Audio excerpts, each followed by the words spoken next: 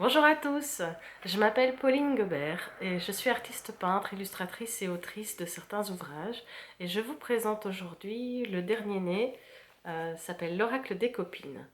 Il est tout récent, janvier 2023 et je vous le présente aujourd'hui parce que certains qui l'ont déjà acquis voulaient en savoir plus sur le processus de création pour en arriver à cet ouvrage et en savoir plus sur l'histoire des différentes cartes de leur création. Alors, l'oracle des copines, il est venu de cette image de ce que je peux vivre avec mes copines en soirée en général, quand on va chez l'une chez l'autre, autour d'un bon repas ou d'un apéro. On se parle de nos petits soucis et souvent, en fonction de nos caractères, les réponses vont être différentes. Et donc, j'ai voulu illustrer cette diversité de caractères sur des cartes. Donc, j'ai ici 36 cartes dans ce jeu. Chacune porte un prénom et j'ai développé l'étymologie de ce prénom sous forme de carte et c'est ce qui va nous intéresser ici. Donc vous avez dans cet oracle, vous voyez, la petite boîte, le petit livre explicatif qui va vous guider et les cartes, 36 cartes, vous voyez ici, avec chacune le prénom et sa signification. Alors, comment j'ai réalisé cet oracle? Eh bien, donc j'avais déjà cette idée d'illustrer donc la richesse des échanges entre copines et en fonction de nos caractères. Et donc je suis partie d'un gros livre de prénoms, ce qu'on consulte pour choisir le prénom de nos enfants, tout simplement. Et donc j'ai consulté la partie des prénoms féminins, puisque voilà, j'avais en tête que ça allait être des femmes. Cet oracle n'est pas destiné qu'aux femmes, mais voilà, il est illustré par des femmes, des figures féminines. Et donc j'ai choisi, sélectionner une grande liste de prénoms féminins dont l'étymologie pouvait être intéressante pour un oracle. Ensuite, avec l'aide d'une amie, on a resélectionné, refait un gros tri dans la quand même grosse sélection que j'avais déjà faite. Ça a commencé à prendre une certaine structure. Et à force d'écrémer, d'écrémer, d'écrémer, sont restés 36 prénoms. Ensuite, je me suis mise à l'illustration. Et là, ça vient souvent à l'intuition. Moi, je fonctionne comme ça. Je m'imprègne de l'énergie que j'ai envie de transmettre dans cette carte. Ici, je l'ai fait sur des panneaux de bois au format A4. Et donc, je travaille avec de l'acrylique. Et donc, quand l'énergie d'un prénom me venait et que la manière dont j'allais pouvoir l'illustrer me venait, ben je le peignais. Et souvent, ça se faisait 3-4 illustrations plus ou moins en même temps. Je n'ai pas eu tout d'un coup, ça s'est fait progressivement. Et donc aujourd'hui, je vais vous parler des 6 premières cartes, à la fois de leur illustration, mais aussi l'énergie qu'elles portent. Vous trouverez dans le petit livret plus d'explications sur le message que porte chaque carte. Ici, je vous fais une brève présentation, bien sûr. Et je vous parle par contre de ce qui n'est pas dans le petit livret, les petites anecdotes d'à côté. On va commencer donc avec Asindina.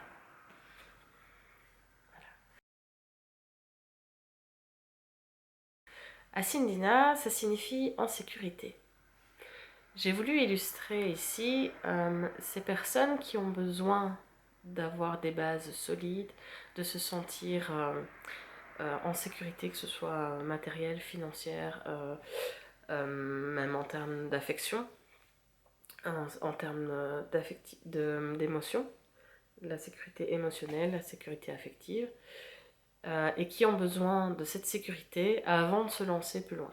On peut relier ça à la théorie de l'attachement en psychologie, où les enfants ont besoin d'avoir une mère qui soit stable et fiable avant de pouvoir explorer plus en avant.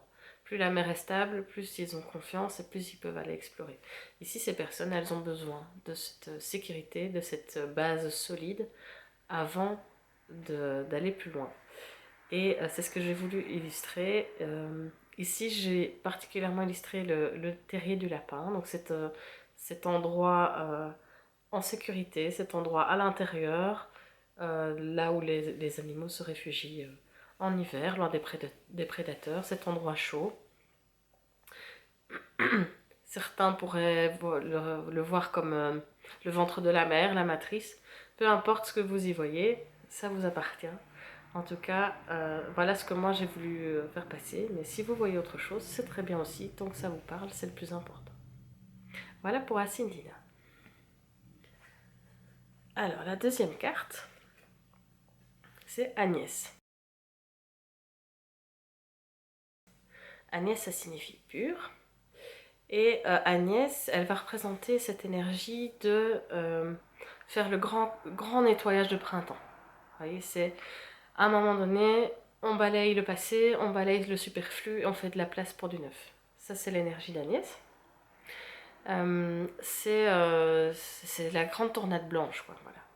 Et donc, au niveau de l'illustration, ça reste assez simple.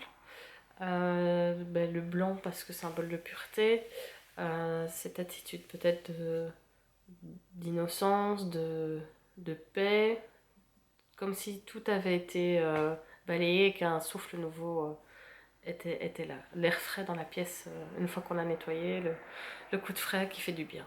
Voilà, ça c'est l'énergie d'Agnès. Alors, la suivante s'appelle Alanis. Alanis, ça veut dire belle, rayonnante. Alors, je me suis un peu inspirée de la carte du tarot de Marseille, la carte du monde, où on voit cette femme au centre de la carte, entourée euh, par, euh, par cet arc, je ne sais pas comment on peut dire, appeler ça, c'est cette forme-là, plus ou moins. Elle est entourée de ça. Ici, mais j'ai voulu rappeler plutôt les fleurs, la fraîcheur, voilà. Alanis, elle est cette personne qui va rentrer dans la pièce et quand elle rentre dans la pièce, tous les regards se tournent sur elle. Mais elle n'a pas spécialement demandé à avoir cette attention, c'est charismatique, elle attire comme un aimant. Voilà, elle est tellement rayonnante dans sa manière d'être que les regards se tournent naturellement vers elle. Et donc elle représente cette énergie-là d'être soi et d'être tellement aligné avec soi que finalement on rayonne et ça fait du bien autour de soi, ça se ressent, les personnes autour de nous le ressentent également et ça fait du bien. Voilà. Alors la suivante, je vais vous en parler un peu plus longuement. J'ai une petl'étite anecdote à vous confier par rapport à celle-là. Alors Alice, qui dit la vérité, en tout cas c'est l'étymologie que j'ai choisie parce qu'il en existe une autre, qui signifie noble en langue germanique. Ici j'ai choisi cette signification-là. Alors j'ai voulu représenter donc cette femme et j'ai voulu utiliser la symbolique des fleurs pour signifier donc que la fleur qu'elle a dans la bouche soit la symbolique, le symbole de la vérité. Et quand j'ai consulté internet pour savoir quelle fleur portait le symbole de la vérité, je suis tombée sur plusieurs fleurs possibles, et notamment donc, le chrysanthème qui est représenté ici. Et le chrysanthème lui-même a plusieurs symboliques possibles. On connaît plus pour le symbole pour la fête des morts. Et donc j'étais surprise de trouver cette symbolique de la vérité. Et étant donné qu'il y avait plusieurs symboles possibles, j'ai préféré... j'hésitais à choisir cette fleur. Je me dis, il y en aura peut-être une qui sera plus parlante et qui n'aura que ce symbole-là. Et au moment où j'étais dans mes hésitations face à cette fleur, mon fils de 5 ans vient près de moi et il commençait à écrire et il était tout fier d'avoir écrit sur un papier le prénom de son amoureuse. Et donc il me tend ce papier, évidemment le prénom de son amoureuse c'est Alice. Et donc j'ai trouvé la synchronicité suffisamment parlante et je me suis dit ok c'est bon, c'est bien cette fleur-là que je choisis pour ma carte. Voilà, ça c'est pour l'illustration de la carte d'Alice. Alice, son énergie, c'est qui dit la vérité. Alice, elle va être franche, elle va pas être dans l'hypocrisie, mais du coup, parfois ça pique un peu. Et si vous voulez avoir un avis franc, cette énergie, elle est là pour vous. Et elle va vous encourager aussi à dire la vérité, même si parfois la manière de dire la vérité est tout aussi importante. Alors, l'autre carte, ici il s'agit d'Aurélie. Aurélie, ça veut dire doré. Et on peut, en langage des oiseaux, on peut aussi dire Aurélie, donc l'or auquel on se lie. Donc c'est une étymologie que j'ai choisi d'ajouter et qui convient mieux à l'énergie de cette carte. Donc l'or auquel on se lie, je signifie par là les objets, les possessions auxquelles on peut être attaché. Et Aurélie, elle va utiliser justement la magie des objets dans sa vie de tous les jours, que ce soit les pierres dans la lithothérapie, que ce soit des gris-gris, des bijoux de famille, des souvenirs qui lui rappellent un voyage, ce genre de choses. Et un peu comme Aladdin qui utilise la lampe et le génie qui est à l'intérieur, ben, Aurélie, elle va utiliser le pouvoir de ces objets dans son quotidien. Donc voilà, ça c'est pour l'énergie de cette carte, Aurélie.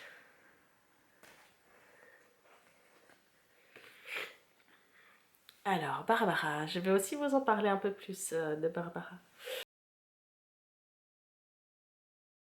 Barbara, ça signifie donc barbare en latin, donc, qui signifiait dans leur temps étranger, qui a un petit peu changé de chance avec les années, donc c'est ça que j'ai préféré garder étrangère.